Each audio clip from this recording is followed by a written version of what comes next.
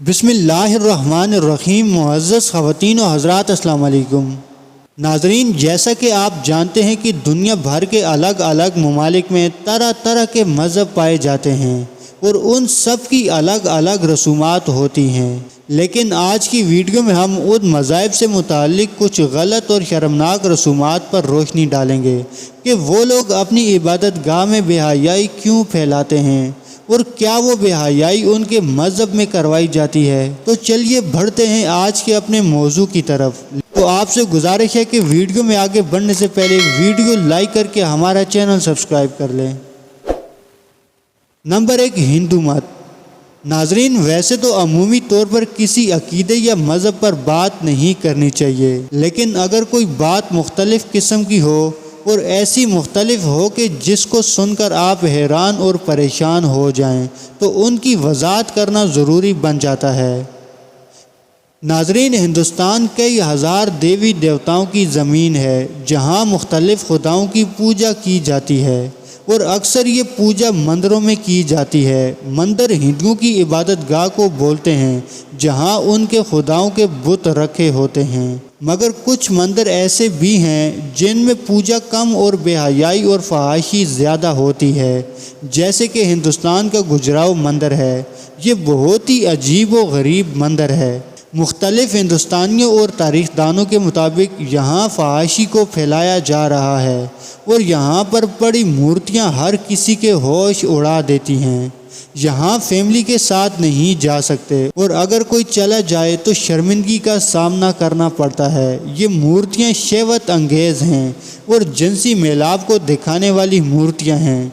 अगर आम आदमी इनको देखेगा तो ऐसे लगेगा कि ये जिनसी मेलाप कर रही हों और लगता ऐसे है जैसे उनको जिनसी तालीम देने के लिए बनाया गया हो। इसके बाद आता है काल भैरव मंदिर। ये मंदिर इसलिए मशहूर है कि यहाँ के लोग अपने देवता को शराब पिलाने के लिए आते हैं और हर कोई मूर्ति को शराब पिलाता हुआ दिखाई देता है। सोचने की बात यह है कि मूर्ति शराब कैसे पीती होगी, मगर वो बुत के मुंह में शराब अंढेल देते हैं। उसके बाद पता नहीं वो किधर जाती है। और मज़े की बात यह है कि मंदिर के बाहर शराब की दुकानें भी हैं जहां सरेआम शराब बिकती है और मन्नतें मांगने वाले उधर से ही शराब खरीदते हैं। नंबर 2, बुद्ध मत मज़हब। नाजरीन, अब इसके बाद बुद्ध मत मज़हब की बात करते हैं। बुद्ध मत के कुछ फ़िरक़ों में बुत परस्ती और खुदा का कोई तस्वर नहीं, मगर कई जगहों पर उन्होंने ख़ुद मुजस्समे नस्ब किए हुए हैं। जापान, चीन और थाईलैंड के बुत मुनादिर में मुजस्समे नस्ब तो हैं, मगर हर जगह चेहरा एक दूसरे से मुख्तलिफ है और उनकी इबादत गाह को वहार भी कहते हैं, मगर आम ज़ुबान में बुत मंदिर कहते हैं। अब बात करते हैं कि जिन मंदिर के बारे में जो कि बुद्ध मत का मंदिर हो और बुद्ध मत के बारे में मशहूर है कि वो हर दौर में कसीर तादाद में पाए गए हैं और इतने ही पुराने हैं जितना कि हिंदू मत।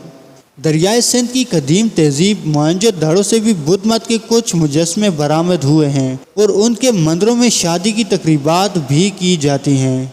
अभी आपको ऐसे मंदिर के बारे में बताते हैं कि जिसमें औरत की शर्मगाह की हिफाजत की जाती है।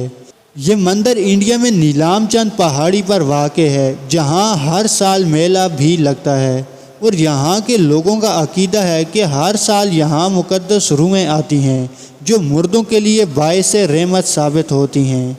इस मंदिर में मूर्ति की जगह औरत की शर्मगाह रखी गई है जिसकी पूजा की जाती है। नंबर 3, यहूदी मज़हब।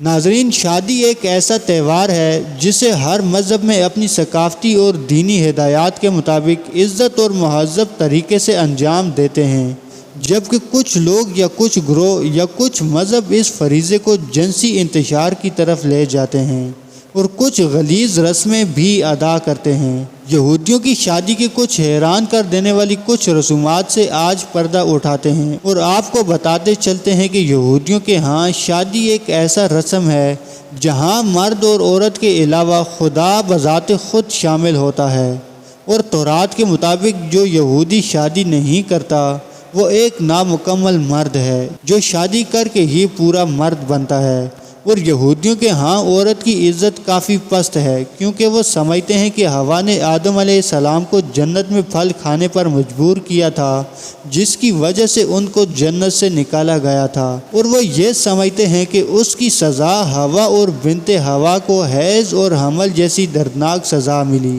یہودیت میں عورت کی شادی کا مقصد صرف بچے پیدا کرنے اور خاوند کی خدمت کرنے کے لیے صرف کی جاتی ہے، اور اگر کسی کی اولاد نہ ہو تو وہ بلا جھجک دوسری شادی کر سکتا ہے، اور اسے عورت سے پوچھنے کی بھی ضرورت نہیں، اور یہ حق ان کو ان کے مذہب نے دیا ہے، جہاں عورت کی مرد کے معاملے میں دخل اندازی کی کوئی اجازت نہیں ہوتی۔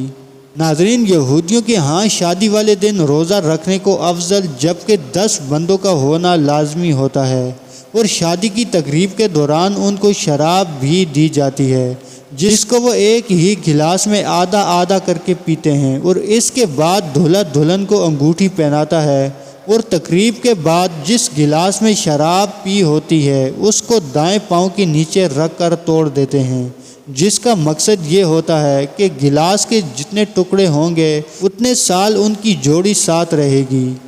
ناظرین، یہودی مذہب میں عورت کو دوسری شادی کرنے کی اجازت نہیں ہوتی۔ اگر ان کا شوہر مر جائے تو وہ ساری عمر اس کا بیوہ بن کر گزارتی ہیں۔ نمبر 4، مذہب اسلام۔ ناظرین، شام غریباں دراصل اس شام کو کہتے ہیں جو معرکہ کربلا کی پہلی شام تھی، جس شام کو یزیدی فوجوں نے شہدائے کربلا کی نعشوں کی بے حرمتی کی تھی۔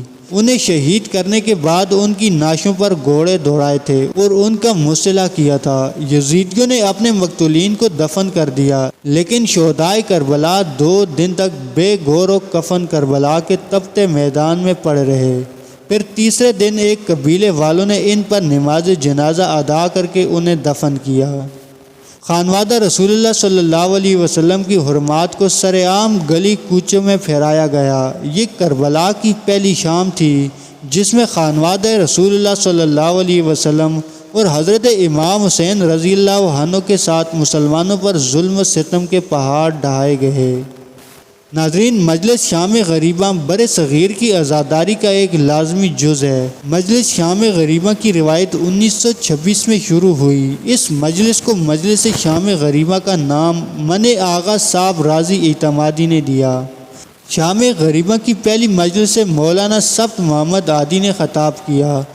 1930 یا 1931 میں یہ مجلس لکھنؤ ریڈیو اسٹیشن سے بھی نشر ہونے لگی۔ 1928 سے 1963 تک اس مجلس سے عمدہ العلماء مولانا سید کلب حسین شاہ صاحب نے خطاب فرمایا۔ ریڈیو پاکستان سے پہلی مرتبہ مجلس شام غریباں 1954 میں نشر ہوئی۔ ناظرین، پاکستان ٹیلی ویژن سے پہلی مرتبہ مجلس شام غریباں 1968 میں نشر ہوئی۔ ناظرین، آپ اس بارے میں کیا جانتے ہیں؟ کمنٹ سیکشن میں اپنی رائے سے ضرور آگاہ کیجیے گا۔ آج کی ویڈیو میں اتنا ہی۔ امید ہے آپ کو یہ ویڈیو پسند آئی ہوگی اور آپ اس کو بھرپور لائک شیئر کریں گے۔ آپ کے پیار بھرے خلوص کا بے حد شکریہ۔ نیکسٹ ویڈیو تک کے لیے اللہ حافظ۔